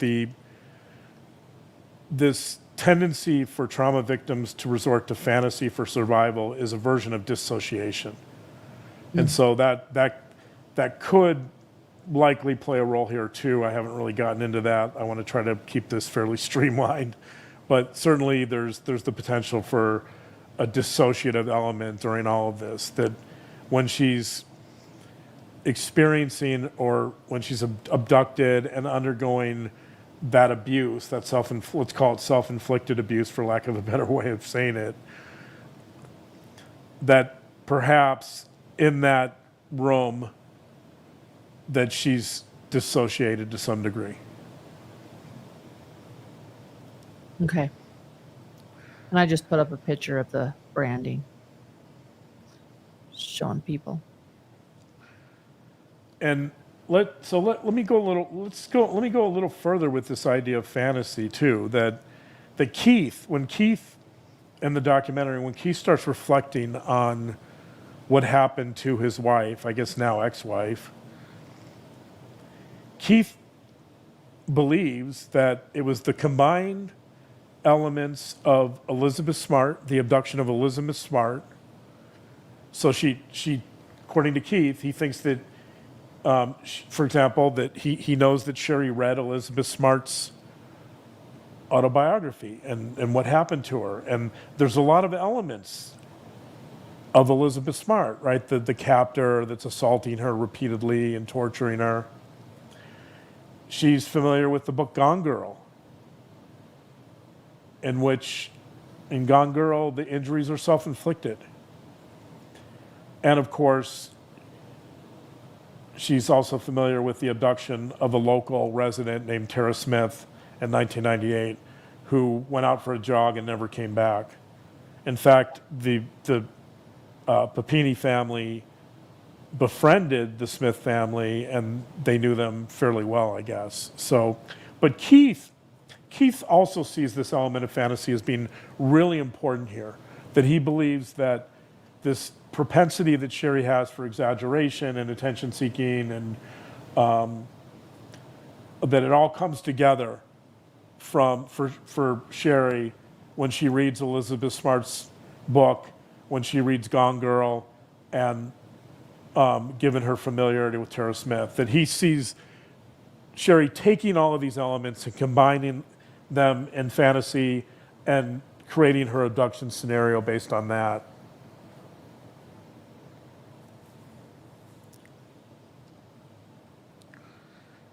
So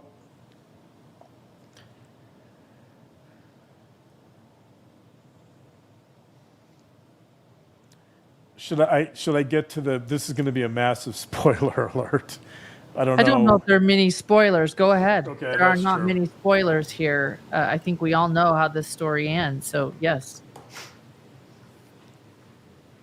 everybody, there are no spoilers. People knew everything that was in the documentary. Okay.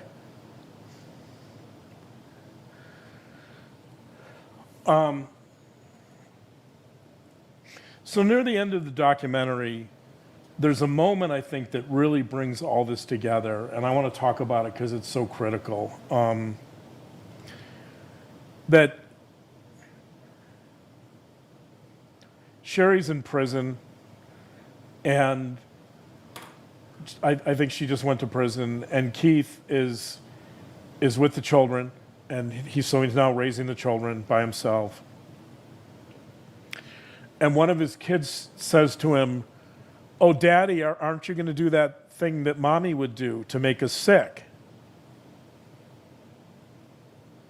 Yeah. And Keith was like, "What? What did you just say?" And so one of his children explained to him that Sherri would take a washcloth and soak it with rubbing alcohol, and she would put it in a Ziploc bag, and she would tie it around the children's necks so that they can inhale the rubbing alcohol. And she would keep the bag on their neck long enough so that the children would get sick. And when the children were sick from inhaling the rubbing alcohol, so in other words, she poisoned the children.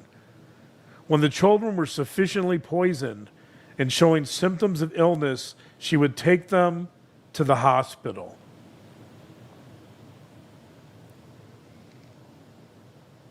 She told the kids it would make them feel better. That's why the daughter brought it up. She thought her dad was sick, and she said, "Well, why don't you start smelling rubbing alcohol? That's what Mom would do for us when we were sick." So to me, this is the most extraordinary moment in this documentary because it really puts the pieces together. Yeah.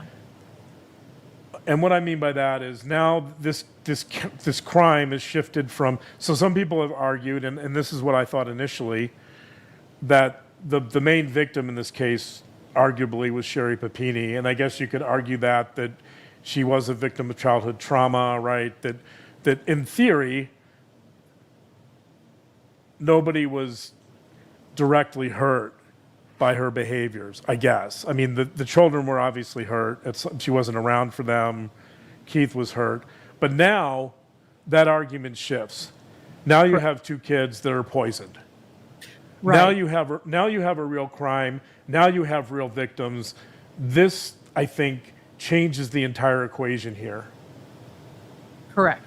It does. And that's and it did for Keith as well. And that's what he said. He kept thinking to himself, she loved her children. She would never hurt them. She'd never leave them. I don't understand it. And then he learned this. Right. And so this piece is really critical for a lot of reasons. But now we're starting to move into some diagnoses that I think make sense. And again, I'm just speculating here. I haven't interviewed Sherri Papini. I don't have the facts of this case in front of me. I don't have any discovery. I haven't done any testing on anyone. But let's take this at face value. Now we're moving towards factitious disorder imposed on self, and factitious disorder imposed on another. That Correct. Used to be called Munchausen. So you have Munchausen's disorder, which is essentially inflicting injury on yourself deceptively, and then presenting yourself as injured. And then Munchausen's by proxy, which is inflicting injuries on someone else that are deceptive and then presenting the other person as injured. So now you have this unique combination of, in many cases of Munchausen's by proxy or factitious disorder imposed on another, it's usually one or the other. But here you have both. You have factitious disorder imposed on self, which is the self-inflicted injuries. So those would be the injuries that Sherri performed or that she inducted on herself. And then you have the poisoning of the kids that were brought to the hospital. And in both cases, the commonality is attention. Yes. That oftentimes factitious disorder or Munchausen's and Munchausen's by proxy involve this element of attention seeking. There's a research article by Jimenez et al. 2020 who did a review of factitious disorder, not factitious disorder imposed on another, but just factitious disorder. And two of the critical elements he found in factitious disorder were the extreme need for attention, not just the need for attention, but the extreme need for attention, and or childhood abuse or neglect. And you have both of those here with Sherri Papini. We know that the research shows, although there's not a huge amount of research on factitious disorder imposed on another, the research shows similar characteristics, that oftentimes parents who engage in Munchausen's by proxy are extremely attention-seeking. Many of them have personality disorders. There's often an association with borderline personality disorder, and many of them have experienced childhood abuse or neglect. So I think this piece really starts putting everything together. You see how these pieces all combine: the trauma, the insecure, disorganized attachment, a possible personality disorder, this need for attention, and this fantasy-prone component.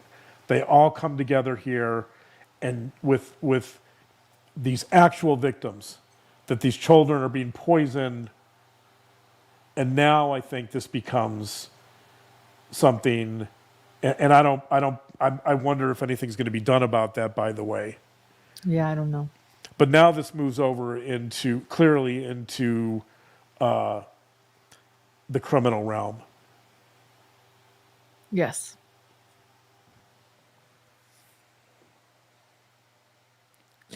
Yeah, it was upsetting. It was upsetting, but it wasn't surprising to me.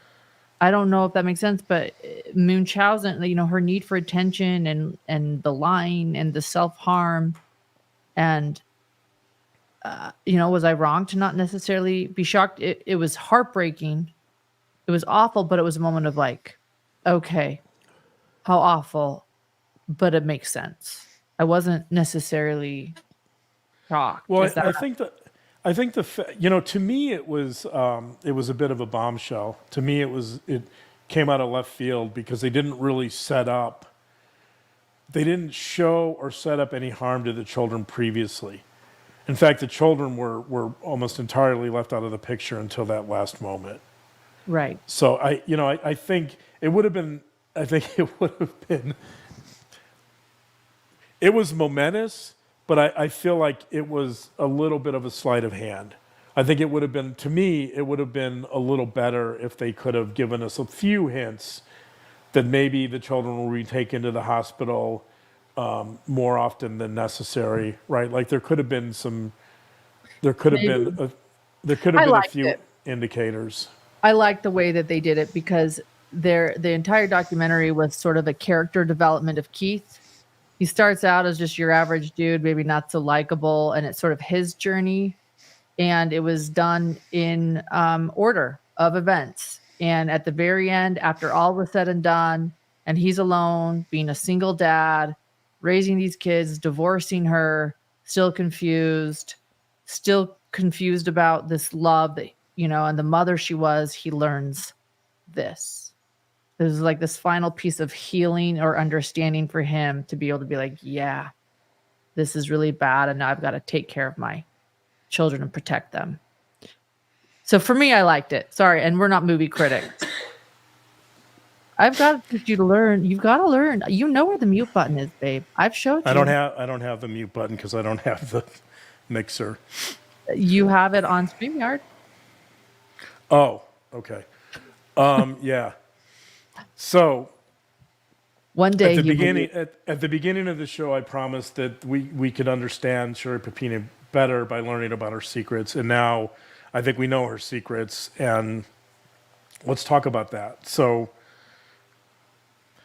one of her secrets was the infidelity, and I think the infidelity was a big clue to what was going to happen later with the abduction.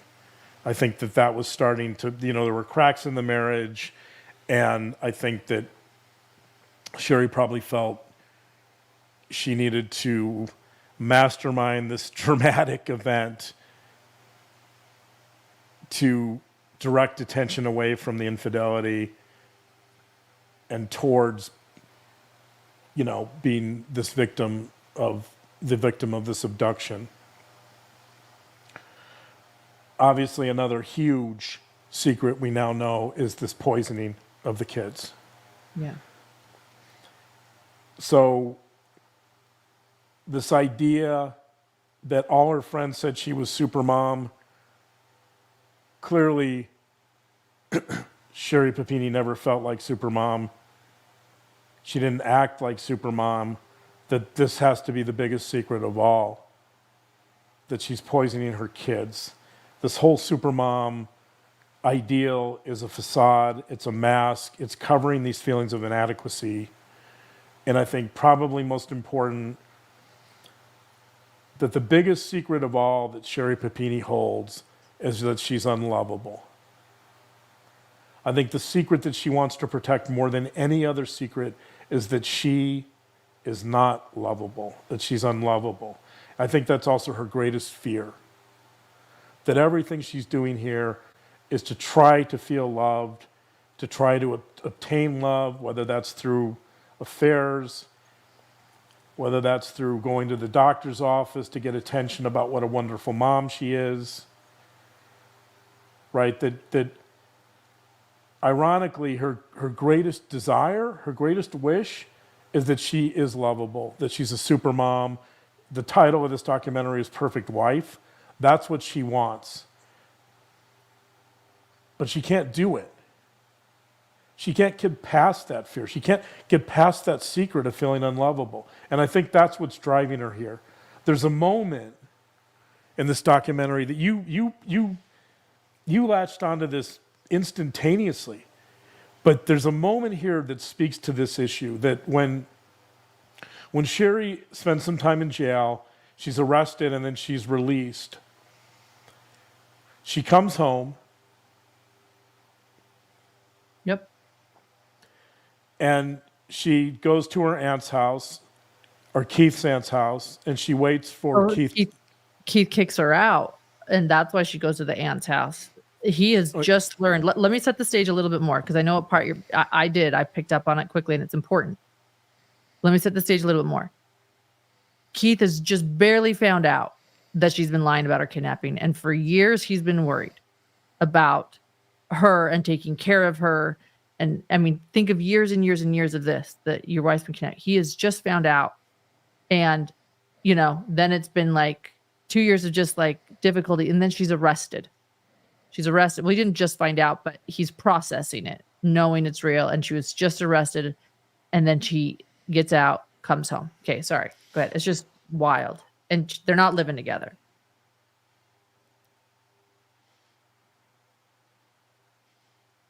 Right. So Keith meets her at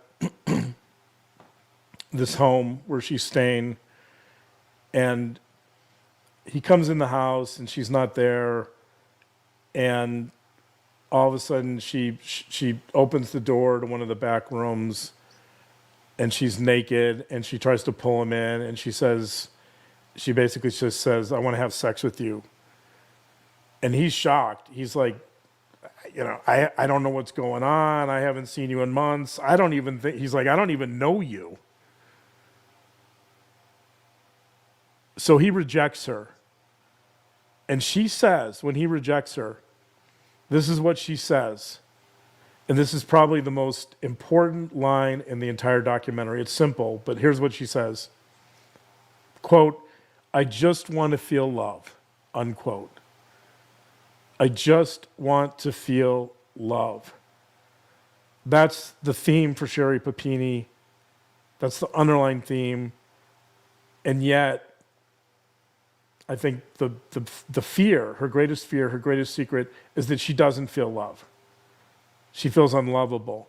And so I think almost all of this, acting out, this false abduction, the personality disorder, all this stuff, is driven by this fear and belief that she's unlovable. Yes. And I want to just conclude with the final thought. Could you put that, so the brand or the tattoo, the brand on her back, I think, is highly symbolic. In fact, it's another one of those. I have a It's couple another. pictures of it. So the brands, it says Exodus, EXODUS, and then I think there's a number underneath. I can't. Do you know what it says underneath? No.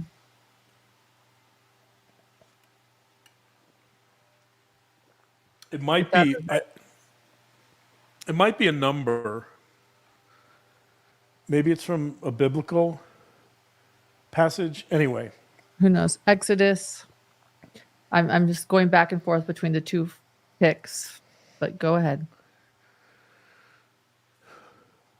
I want to end with some thoughts about this brand, Exodus. So the last shot of this documentary it's a shot of Keith closing a metal gate on James Rhea's apartment. And it's an extraordinary shot because it's the camera's on the inside of the apartment, and Keith is on the outside on the other side of the gate. So Keith is essentially outside the room, the camera's inside the room. And when I saw that, I thought, this is a metaphor. This is it, and I don't know if the filmmaker, I don't know if the director intended this, but this is a metaphor for Sherri Papini's mind. She's trapped in this small room where she believes she's abducted, and there's this metal gate that's holding her in. This is a metaphor for Sherri Papini's psyche, that she's imprisoned in her own mind. She thinks she's abducted. She thinks she's a prisoner. She thinks she's being held captive in that room, but she's not. She's creating that perception. So I think her belief is that in many ways that she's a prisoner of this traumatic past from which she can't escape. And that brings me to this brand, Exodus. So when I think of Exodus, I think of, I guess historically the term Exodus means a deportation, but it also refers to Exodus from the Bible, where the Israelites essentially left Egypt, right? They were captive and they were held captive. They were slaves in Egypt and they leave Egypt. And so Exodus has this meaning of you're a captor and then you're seeking your freedom. And more than that, you're seeking home. You're trying to find home. So to me, Exodus broadly defined means someone who's in exile. It means to be exiled. It means to escape. Yes. So this idea for me is the idea of kind of this constant search for a home that's safe and where you can find love. And so to be exiled is to be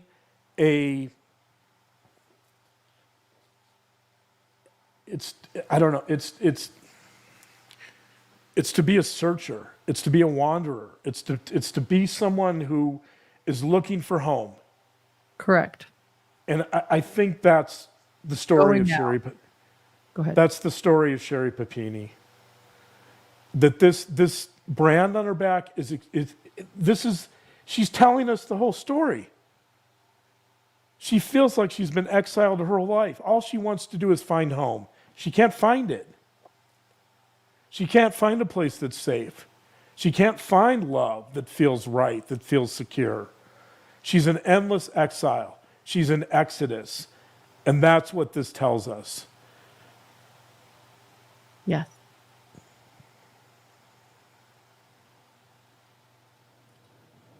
Thank you, Dr. John. Thank Yep. you. John. People always ask, do you call him Dr. John? When you're not on your show. No. No. Not usually. Although our son did the other day. He did with a big smile on his face, like he knew he was being hilarious. Yeah.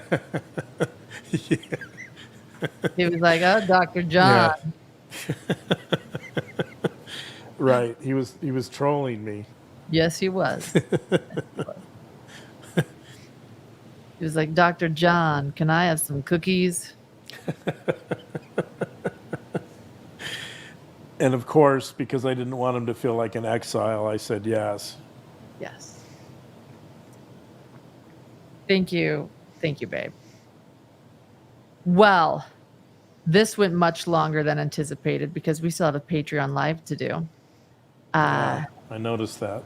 Yes. So thank you. So I've been starring questions right and left, by the way. We have so many good questions tonight, and I was ready to ask them. But gosh, guys, you had a big show prepared for us tonight. So forgive me, everyone, for not being able to get to all of your really incredible questions because they are really good. I hope to save a bunch of them. So thank you. And yes, some people brought up the racial undertone as well. That with, so that's a whole other show probably. But we see what you're talking about. We understand. Yes. Yeah, there's very clearly a racial component here. And just quickly on that issue, I think that the captors are a reflection of her fears. That they're just another symbolic manifestation of Sherri Papini's fears and what she perceives to be threatening about the world. Yes. I'm sharing many of these because I want to have them remembered. So thank you, Steph B, Moderator Steph B, to not forget to show your support by liking this video and subscribing. It means so much to us. We will let's continue this conversation over on Patreon. It's patreon.com/hidden-true-crime. Thank you to those that support us over there. We're able to go be a little bit more intimate over there. And there is the link. The link is also in the description of this video. So let's take a quick break and get situated, and maybe we'll be on in about, what would you say, 5 minutes? 5 minutes? Yep. All 5 right. minutes. Okay. We'll see you guys. All right. Thanks. Good night. Good night.